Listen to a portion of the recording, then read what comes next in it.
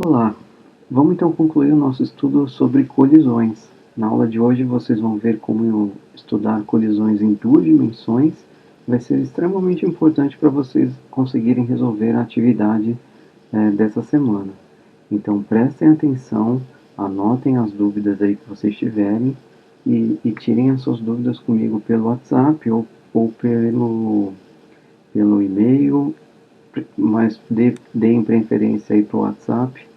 Ou na aula, né, da quarta-feira a gente discute um pouco mais sobre isso, porque vocês vão ver que vai ser bastante importante saber estudar colisões em duas dimensões e essencialmente o que acontece aí numa colisão em duas dimensões. A gente viu na aula da semana passada que colisões, todo o processo que envolve colisões de dois objetos, as forças que atuam durante a colisão são forças que se cancelam, são forças que o primeiro objeto atua no segundo, o segundo reage pela terceira lei de Newton, ele aplica uma força contrária de mesma intensidade à força que um aplicou sobre ele. Então, durante uma colisão vai ter essa troca de forças, uma força vai, a força que um aplica em dois, o dois vai aplicar em um, igualzinho. E o efeito disso no final é que todas as forças de contato ali durante a colisão vão se anular, e aí a gente vai ter uma força resultante nula.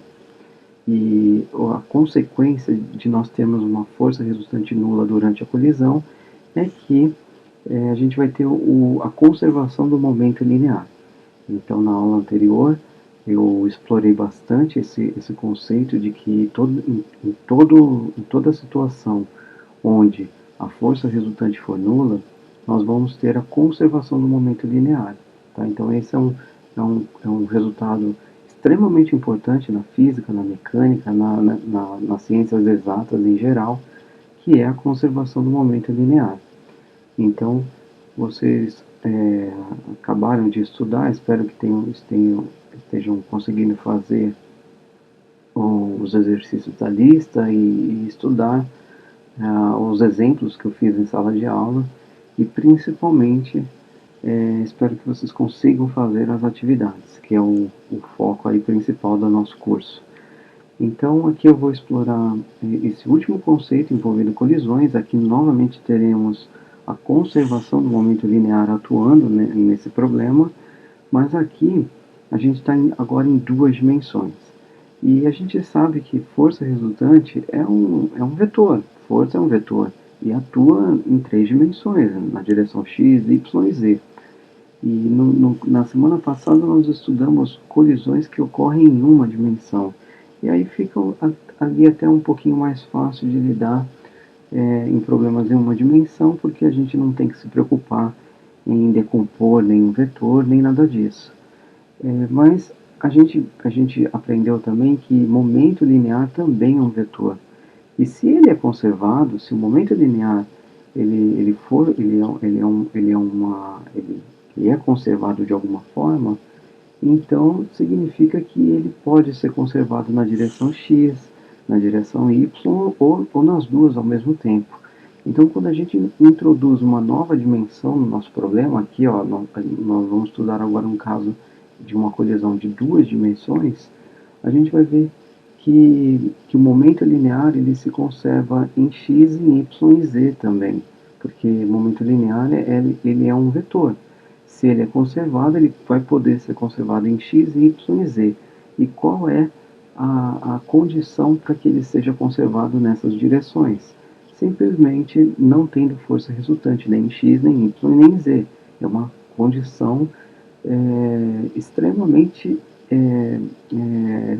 necessária para que o momento linear seja conservado. Para ele não ser alterado em x, a resultante em x tem que ser nula. Para ele não ser alterado em y, a resultante em y também tem que ser nula. A gente tem, da segunda lei de Newton, vou escrever aqui rapidinho, a fórmula dela é isso daqui. Né? E a gente viu que dá para escrever também como variação do momento linear em função do tempo. Né? Essa aqui é a segunda lei de Newton. O que eu estou dizendo para vocês, essa aqui é uma equação vetorial. Então eu consigo escrever essa equação aqui ó, em x em x vai ficar força resultante em x vai ser igual a massa aceleração x, variação do momento linear em x, delta t. Em y, vou ter força resultante em y é igual a MAY delta BY delta T. E teria uma equação equivalente para o eixo Z também, né? Porque a gente vive em 3 dimensões, é sempre interessante a gente fazer essa extensão aí para 3 dimensões. Mas aqui a gente vai reduzir o nosso estudo sobre colisões em até 2 dimensões, tá? Eu não vou estudar colisões em 3 dimensões, não. Mas o que é importante aqui?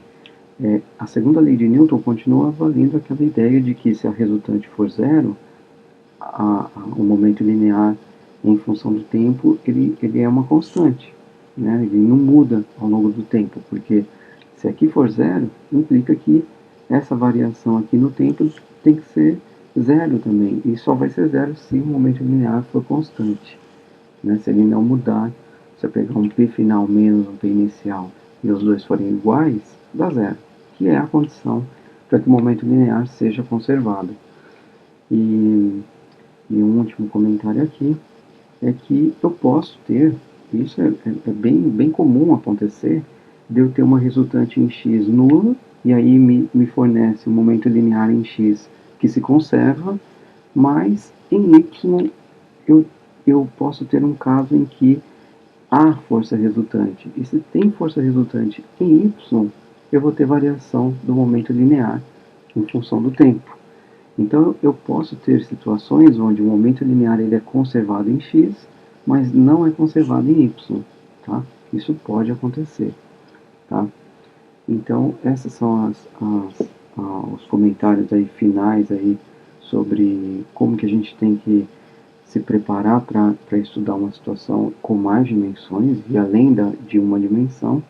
E essencialmente o que vocês têm que fazer é estudar como é que estão as coisas ali em X, em Y e em Z.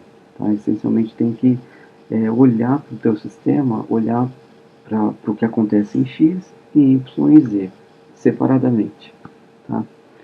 Enfim, eu vou tentar aí fazer alguns exemplos para fixar esse conceito. Vou tentar aí trazer algum exemplo para a gente explorar esse tipo de situação. E, enfim, eu espero que vocês consigam fazer os exercícios e entender o que está acontecendo aqui, tá? Então, essencialmente, gente, só resumindo aqui, a gente está interessado em situações onde a resultante se anula, porque onde ela se anula, eu tenho conservação do momento linear. Esse é o ponto, acho que é isso que tem que, se vocês tiverem que decorar alguma coisa na aula de hoje, vocês têm que decorar isso. Se a resultante numa direção for zero, significa que o momento linear naquela direção não muda. Ele não muda em função do tempo, ele é conservado. Tá? Então, é um conceito simples que vem da segunda lei de Newton, segunda lei de Newton aí comandando todos os nossos passos no curso de Física 1. Então, essa é um conceito bastante simples que vale a pena aí vocês guardarem aí como um conhecimento importante para a formação, para formação de vocês como engenheiros, tá bom? Então então estudar um caso de uma colisão em 2 dimensões. Eu vou apagar essa parte aqui que era eu só queria fazer um comentário. Para ganhar um tempinho aí, eu vou apertar o botão, vai ser recurso para eu poder ganhar esse tempinho aqui. Então vamos focar aqui nesse processo de colisão, onde eu vou explicar ele passo a passo, tudo o que está acontecendo aqui.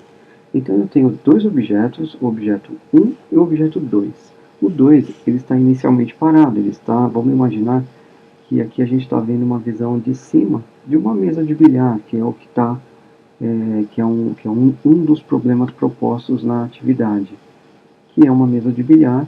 Eu tenho duas bolinhas, a bolinha 1 e a bolinha 2. Então a gente está olhando de cima aqui, elas estão numa mesa, E a bolinha 1, ela tem uma velocidade inicial que eu estou chamando de V0. Tá? Então, ela tem uma velocidade inicial onde ela vai se deslocar ao longo dessa linha tracejada aqui e, eventualmente, a bolinha 1 vai se chocar com a bolinha 2. Tá? Então, essa bolinha que está aqui representa a bolinha 1 no momento do choque com a bolinha 2. Tá? Então, ela vai se chocar com a bolinha número 2, e aqui é muito importante, gente, que vocês compreendam como é que funciona uma interação de contato, uma troca ali de forças de contato. A gente viu já pela normal, a força normal, que ela sempre vai estar direcionada perpendicularmente à superfície de contato. Aqui, gente, funciona exatamente da mesma forma. Sempre que eu entro em contato com, com com, com algum outro objeto, principalmente nos casos de bolas de sinuca, porque é um caso bastante. O contato ali dura um curtíssimo intervalo de tempo, e esse tipo de colisão ele é muito ligado à superfície de contato entre os dois objetos, no caso aí as duas bolinhas.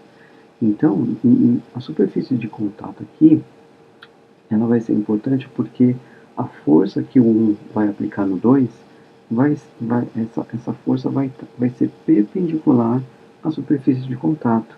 Então eu vou até desenhar mais ou menos aqui uma bolinha menor e uma bolinha maior aqui, ó, só para vocês entenderem o que eu estou querendo dizer. Então, suponha o seguinte, essa superfície de contato aqui, ó, está bem nessa região aqui, ó, certo? A bolinha 1 e a bolinha 2 vão entrar em contato nesse ponto.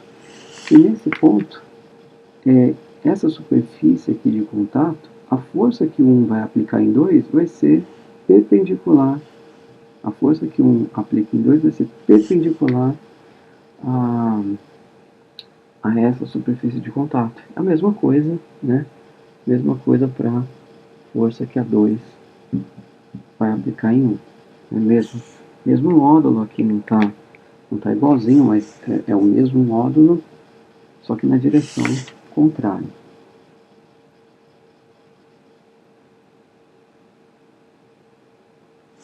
Certo? Então, é só para vocês terem uma ideia, porque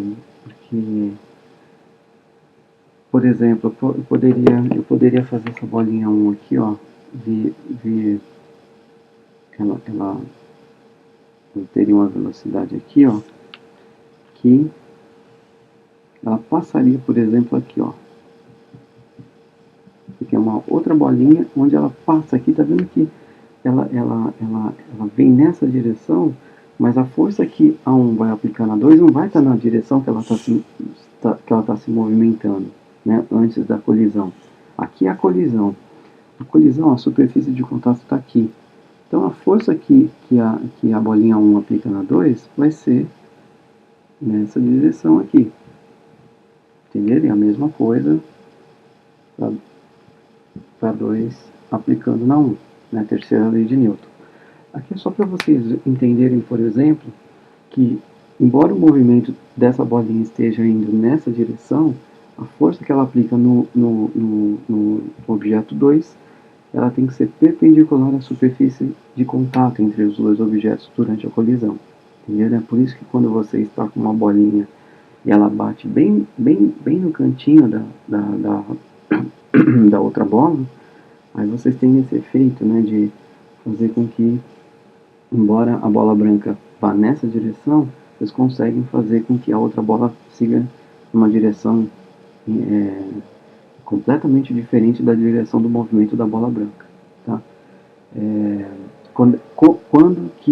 Qual é a única possibilidade, qual que vai ser a única possibilidade da bolinha 2, essa bolinha maior aqui, se mover na direção da bola branca?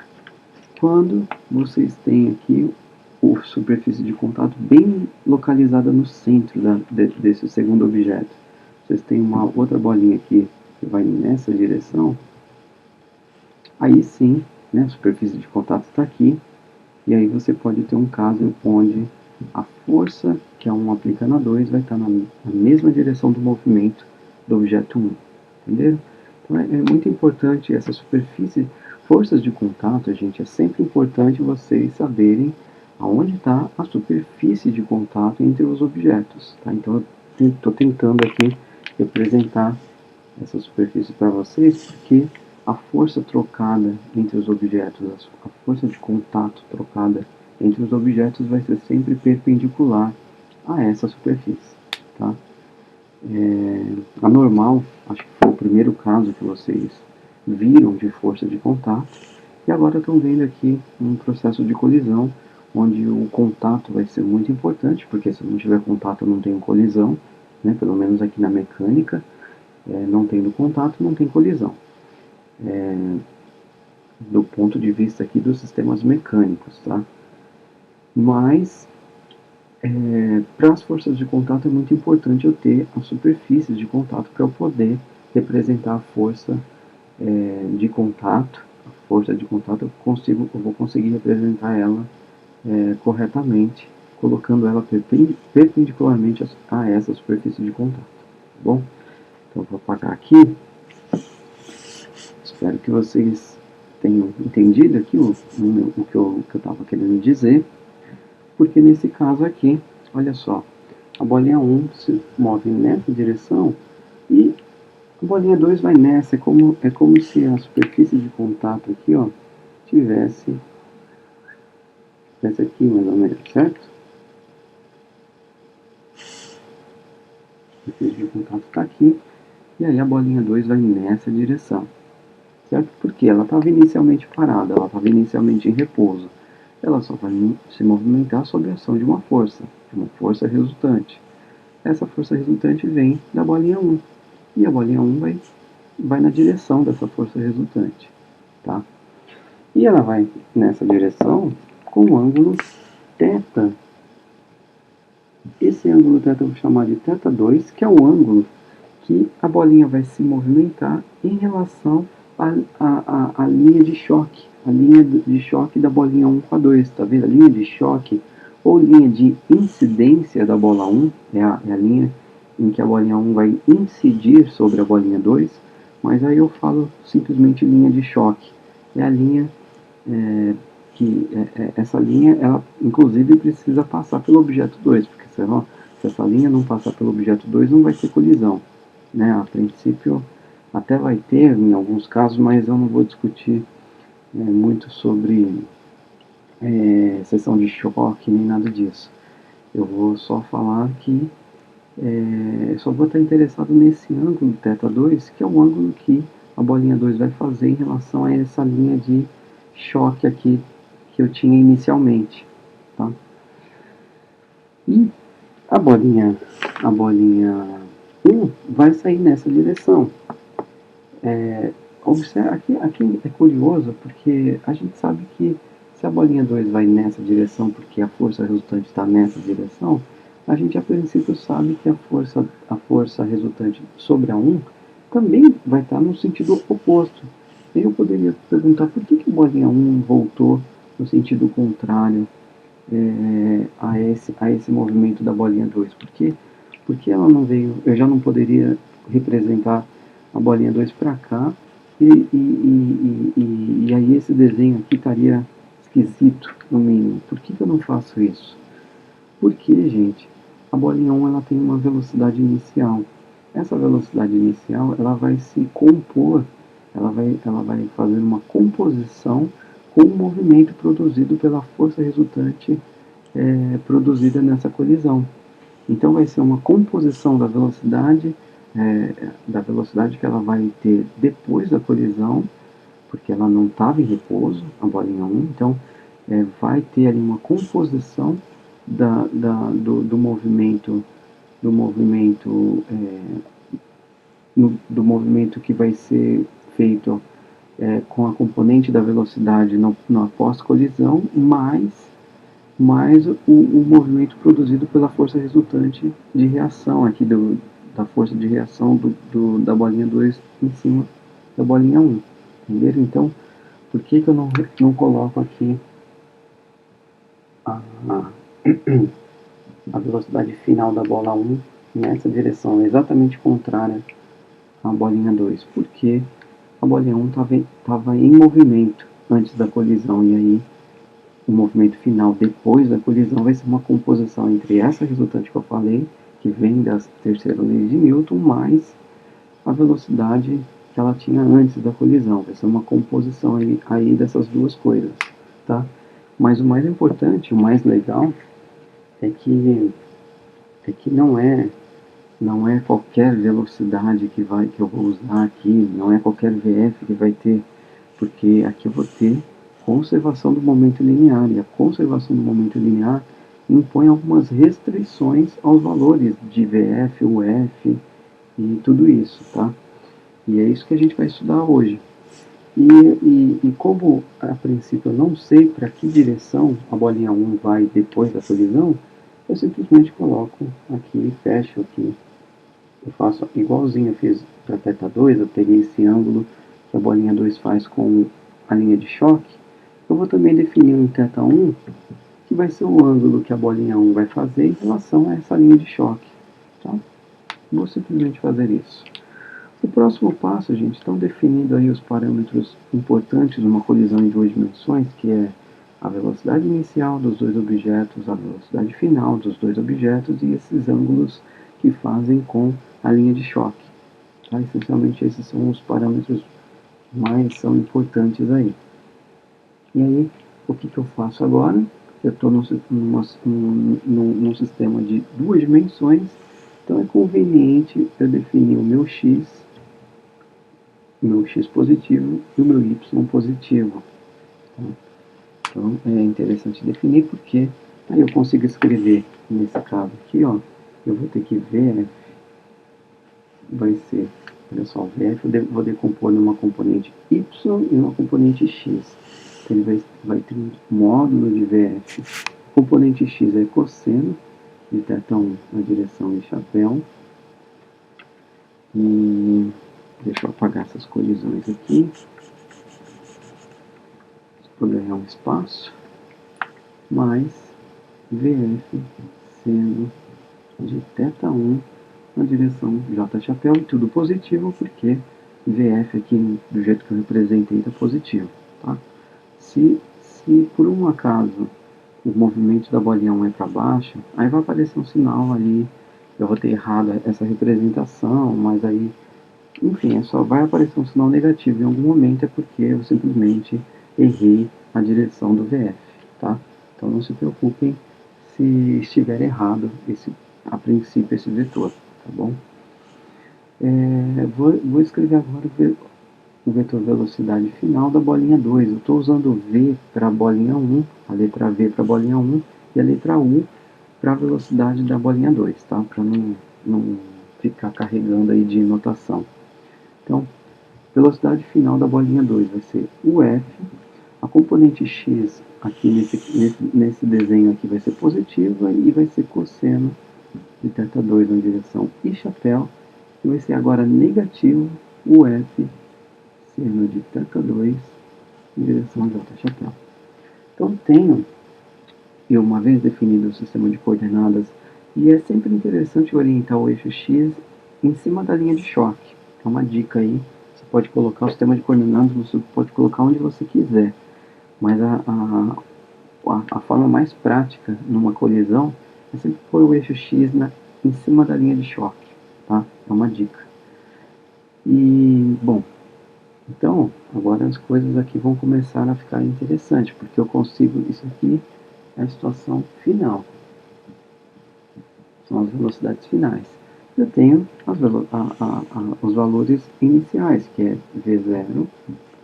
O V0 ele está totalmente na direção x, então é simplesmente isso. E o U0 é igual a zero, porque está inicialmente em repouso. Então, isso aqui faz parte da situação inicial. E por que eu estou falando tudo isso? Porque, gente, durante a colisão eu não tenho força resultante, porque as forças de ação e reação se anulam, então não tenho nenhuma força resultante durante a colisão. Antes da colisão, as bolinhas estão, ó, bolinha 1 ela vai vir com velocidade constante, que eu apliquei uma força, mas eu não estou interessado na força que foi aplicada para essa bolinha 1 ganhar velocidade. Eu simplesmente estou estudando agora o sistema com ela já com essa velocidade. E se eu considerar que não tem atrito com a mesa e vou desprezar o rolamento aqui da bolinha, né, a rotação que a bolinha faz, eu estou desprezando esse movimento, tá, gente? Estou simplificando esse caso porque senão eu teria que falar uma nova coisa aí de rolamento de objetos e isso vai ficar para a aula da semana que vem, tá? Então eu nem sei se vai dar tempo de falar sobre rolamento. Então, gente, por enquanto deixa a rotação da bolinha, porque vocês já jogaram sinuca uma vez na vida, ou pelo menos já viram uma vez na vida, e sabem que a bolinha geralmente ela rotaciona, né? Enquanto ela está colando, né? Ela dificilmente a bolinha se move sem essa rotação. Mas aqui, gente, a gente não vai estudar por enquanto essa rotação da bolinha, tá? Então, despreza a rotação da bolinha, imagina que ela vai reto mesmo. Ela vai sair daqui e vai reto, para colidir com a bolinha 2, sem rotacionar. E também, nesse movimento, não tem atrito na mesa. Tá? Então, essas são as duas aproximações. Por quê? Porque com essas aproximações eu garanto que o sistema não tem força resultante. Porque se eu colocasse atrito, ia ter atrito daqui até aqui, eu ia ter que. Esse atrito ia fazer diminuir essa velocidade, então para estudar a colisão, essa velocidade vai chegar com uma velocidade menor da que a bolinha 1 inicialmente começou, mas imediatamente antes da colisão e imediatamente depois da colisão, o atrito ele não é considerado nesse intervalo extremamente curto de tempo, porque lembra que colisão acontece num intervalo curtíssimo de tempo. No intervalo curtíssimo de tempo, praticamente não tem deslocamento dos objetos, não tem deslocamento, não tem atrito. Tá? Então, embora eu pudesse considerar o atrito daqui até aqui, eu ia ter que só fazer mais um trabalho para saber a velocidade com que a bolinha 1 se choca com a bolinha 2. Tá? Mas essa conta a gente vai desprezar, porque a gente vai considerar que o atrito é muito pequeno daqui até aqui e vai ser desprezível. E a rotação também muda algumas coisas, vai mudar algumas coisas aí na conservação do momento linear, vai mudar um pouquinho aí na questão da... vai entrar uma nova grandeza física quando eu ponho rotação no meio. Então eu vou deixar essa discussão para mais tarde, tá? Se der tempo. Então, essas são as condições que eu estou estabelecendo aqui para minha colisão em duas dimensões. E agora é a hora da gente estabelecer. Então eu espero que tenha ficado bem claro para vocês que antes da colisão, imediatamente antes, isso aqui é antes da colisão, tá? Com a 1 bem afastada da bolinha 2. Imediatamente antes da colisão é esse desenho aqui, ó. Isso aqui é imediatamente antes da colisão. É bem no momento ali do impacto. Imediatamente depois da colisão também esse mesmo desenho. Esse mesmo desenho, só que agora com as velocidades finais representadas aí. Tá? Então, a situação de imediatamente após a colisão e imediatamente antes da colisão, o desenho das bolinhas são exatamente os mesmos. A única diferença de um para outro são as velocidades, que imediatamente antes ainda é V0 e imediatamente depois já é VF e UF. Tá? Mas o desenho fica o mesmo. Tá? Eu poderia até botar 2 mais para frente aqui, isso seria uma situação depois da colisão. Não, mas depois ele demora muito em comparação com imediatamente depois da colisão. É bem diferente essas situações, inclusive aí, porque se tiver atrito depois da colisão, eu teria que considerar o atrito, a perda de energia por atrito durante esse deslocamento, imediatamente após a colisão até depois da colisão. Entendeu? Muita coisa, estou falando bastante coisa aqui. E talvez seja o caso aí de não acelerar tanto o vídeo para ver aí no YouTube, tá? Então, até o caso de voltar também. Enfim, mas vamos lá. Gente, olha só. Então, eu falei bastante aqui com vocês para tentar convencer vocês de que a força resultante antes da colisão, depois da colisão, imediatamente depois, imediatamente após a colisão, a força resultante sempre vai dar zero. Isso implica que o momento linear desse sistema é constante. Tá? O momento linear desse sistema é constante. O momento linear, eu posso aí pegar agora antes da colisão e depois da colisão. Sempre vai dar o mesmo valor e o momento linear. Em qualquer figurinha que você representa aqui, sempre vai dar o mesmo valor do momento linear. Isso aqui é uma constante do movimento.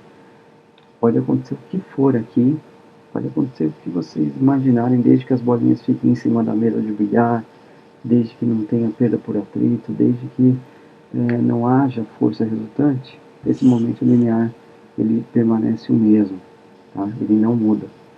E isso aqui implica em duas coisas. Ó. Isso aqui é uma equação vetorial.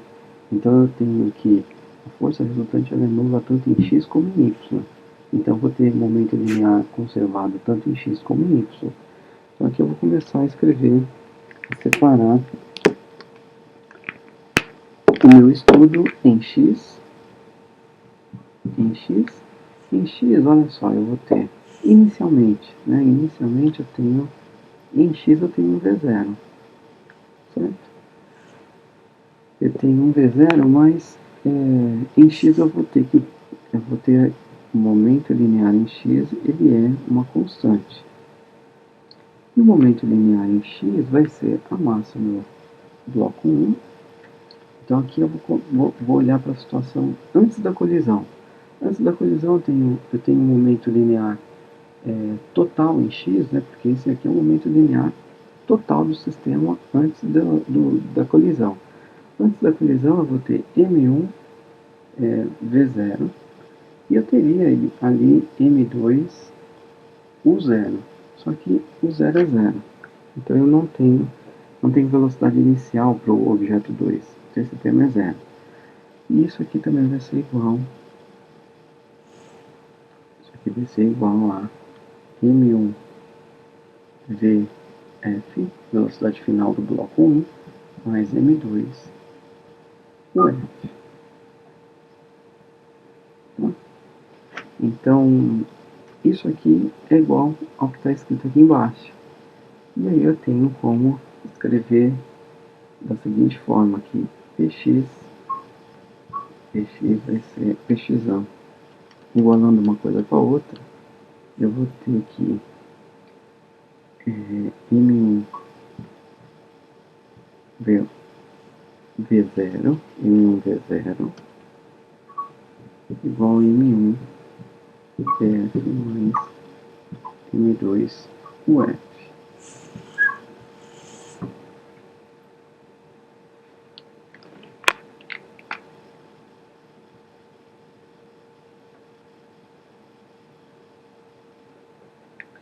Então, gente, em toda colisão, isso aqui vai valer, tá? Toda colisão vocês podem usar essa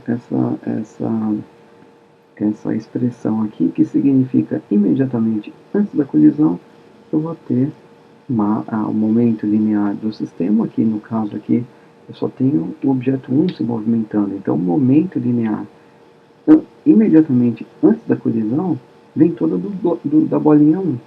E no fim, o momento linear vai ser distribuído aí para a bolinha 1 e para a bolinha 2, porque a bolinha 2 imediatamente após a colisão vai ter movimento. Então vai ter esse termo. Mas o importante é que a colisão, a resultante durante uma colisão é nula. E isso garante que o lado esquerdo seja igual ao lado direito. Tá bom? Esse é o resultado que vocês têm. E agora vocês vão ter que olhar para o tipo de colisão que vocês estão não, eu ainda tenho em y, então isso aqui vale para x. Isso aqui vale para x, em x. Em y, gente, em y eu vou escrever aqui em cima. Eu só vou escrever o resultado aqui para a gente continuar aqui as nossas continhas, para eu poder apagar o que está o que está escrito aqui. Então eu vou ter que em Y,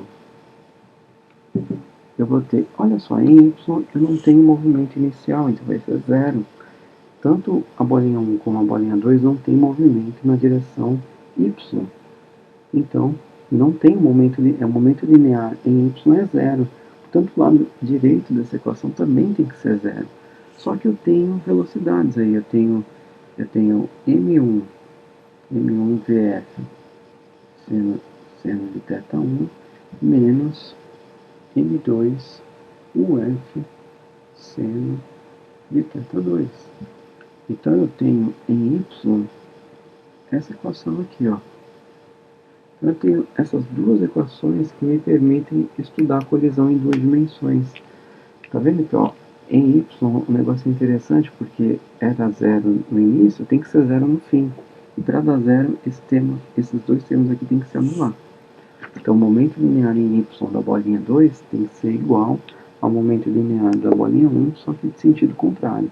Tá? Então vou apagar aqui, que eu já usei essas expressões, elas estão agora codificadas aí de uma forma mais prática de se trabalhar, que são essas duas fórmulas aqui. E eu consigo aí brincar agora com elas, né? Consigo brincar com elas no sentido de que tem aqui, essa equação aqui tá faltando os cossenos, né? Aqui vai ser M1V0, só que aí o VF aqui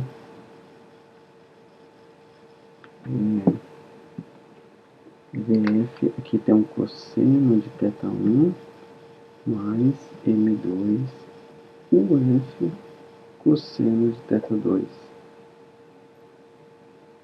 Tá faltando.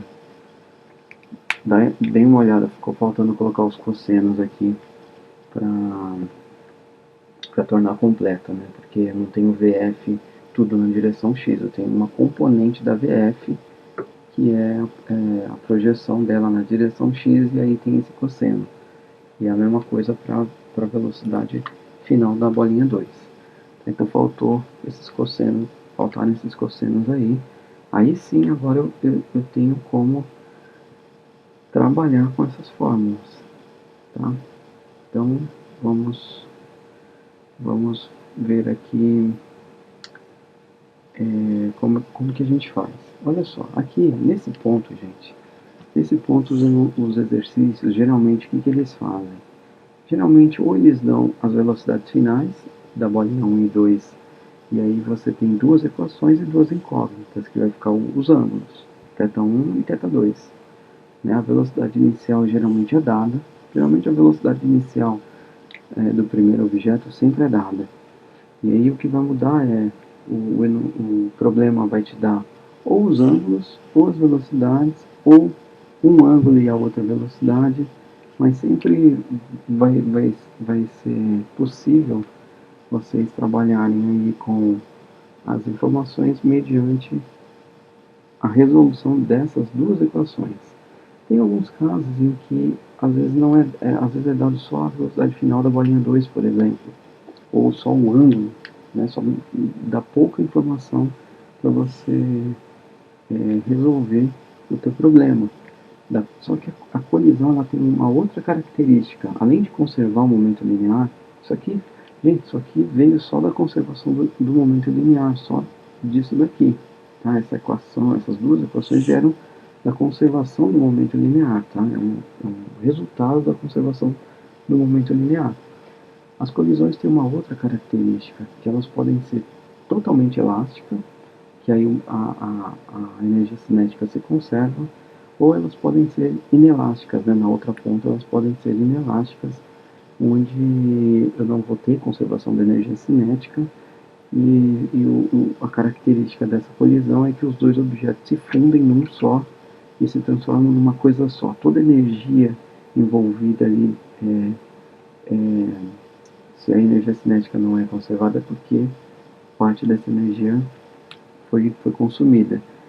Essa energia consumida vai ser usada para fundir os dois materiais e aí tornar eles uma coisa só. Tá? Então isso acontece, tá, gente? Colisões geralmente colisões muito fortes, parte da energia trocada ali entre os objetos é usada para fundir, ele esquentar, né, elevar a temperatura, fundir até o metal ali em contato um com o outro, e essa elevação de temperatura faz os átomos ficarem superaquecerem, ficarem maleáveis, e aí eles são soldados ali um com o outro. E para você fazer isso, você tem que ter energia. Essa energia vem da colisão, e é daí que, por exemplo, uma das coisas que não se conserva é a energia cinética. Porque lembra, variação de energia cinética é igual ao trabalho total. Se a energia cinética não é conservada, é porque houve um trabalho ali efetivo sendo realizado. Ou o sistema ganhou energia ou ele perdeu. Geralmente perde. Uma colisão inelástica perde energia para fundir o material, né? E aí o trabalho total realizado vai ser diferente de zero, e aí você vai ter energia sendo tirada do sistema, e por isso que a energia cinética não é conservada numa colisão inelástica.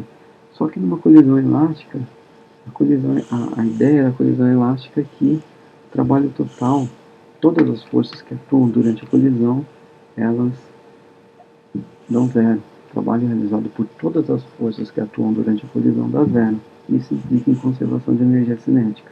Vem daí. Colisões elásticas são colisões onde a energia do sistema não muda. Nem entra energia, nem sai energia do sistema. Tá? Uma colisão elástica tem essa característica. Então, durante a colisão, não pode até ser que a 1 jogue energia para 2, mas a 2 também vai, vai, vai jogar energia para 1, e aí o balanço total dessa energia e essa troca de energia vai ser zero. Tá? Então, colisões elásticas têm essa característica aí de que o trabalho total realizado no sistema durante a colisão é zero. Bom, então, gente, quando está faltando informação, quando você não consegue resolver usando conservação do momento linear, é porque geralmente você tem que pressupor ou você tem que considerar que a colisão, por exemplo, ela é elástica.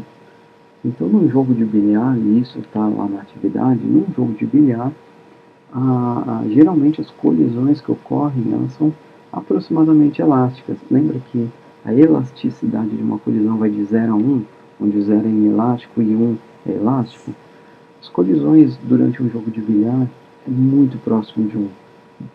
Se você quiser ser muito precioso, fazer um certo preciosismo aí, você vai considerar aí um coeficiente de restituição de 0,95, sabe, muito próximo de 1.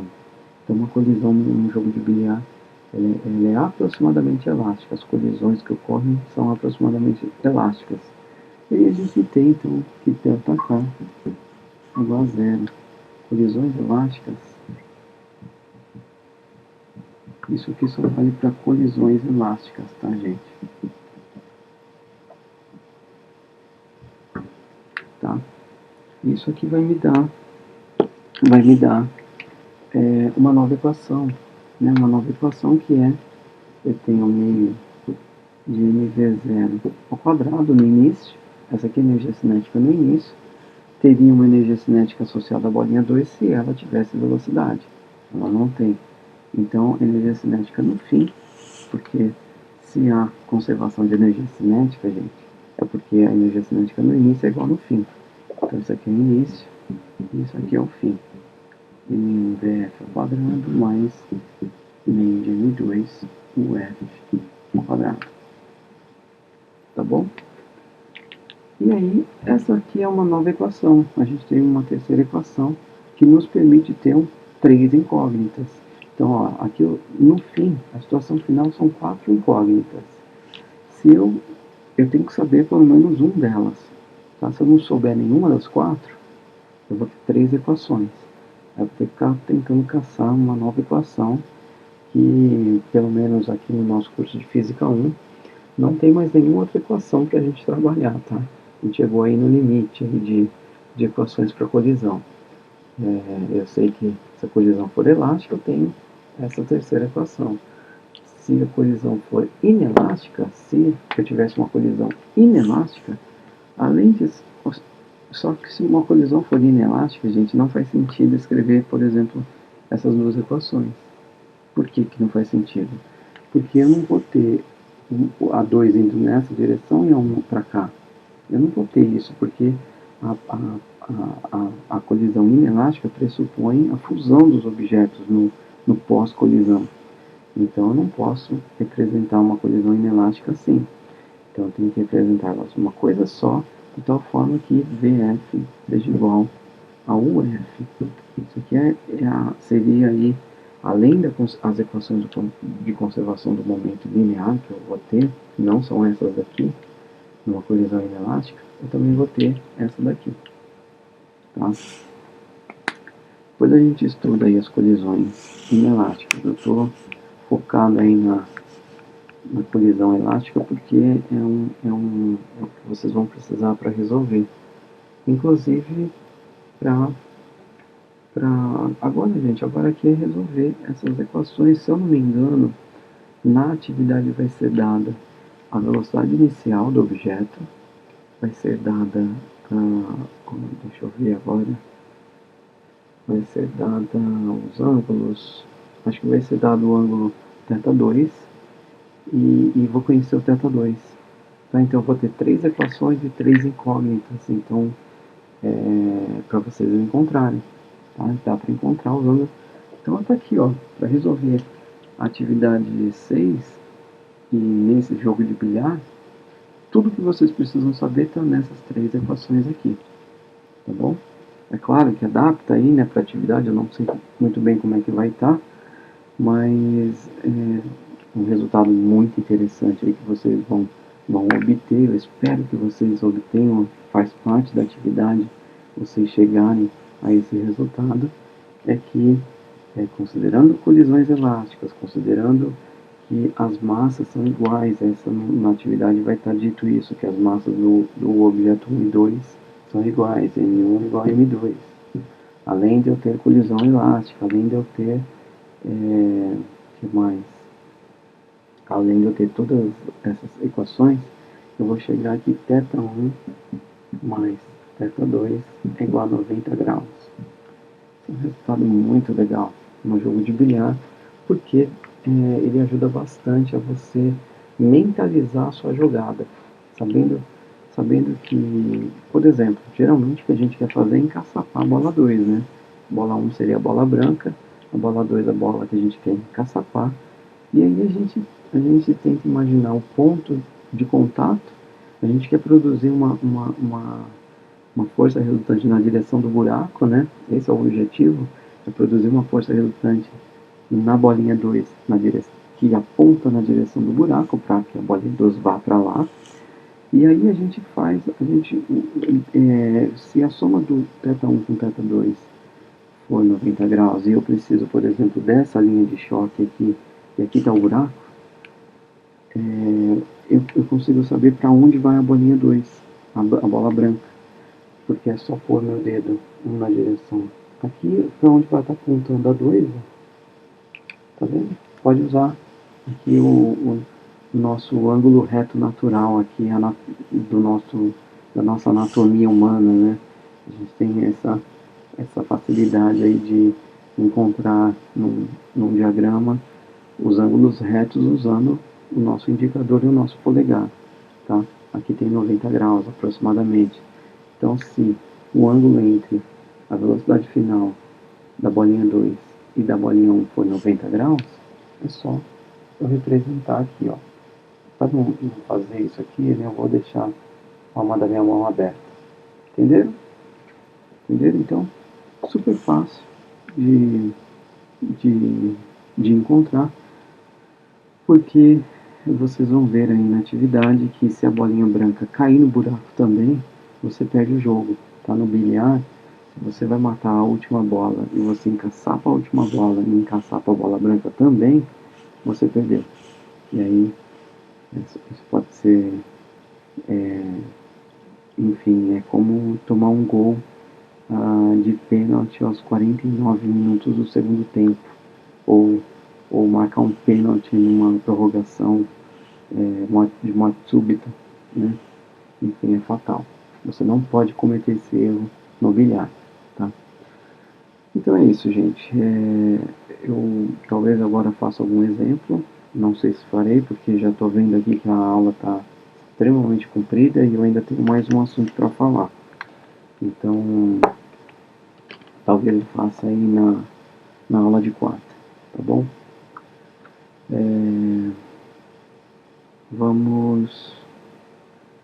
Vamos agora dar o próximo passo no nosso curso de Física 1, que é falar sobre o último tema aí do nosso curso, que é falar sobre corpo rígido, tá? Então, aguenta aí, mais uma meia horinha de aula e a gente encerra, não encerra a disciplina, mas encerra uma parte importante para a gente terminar o nosso curso de Física 1, tá bom? Vamos lá.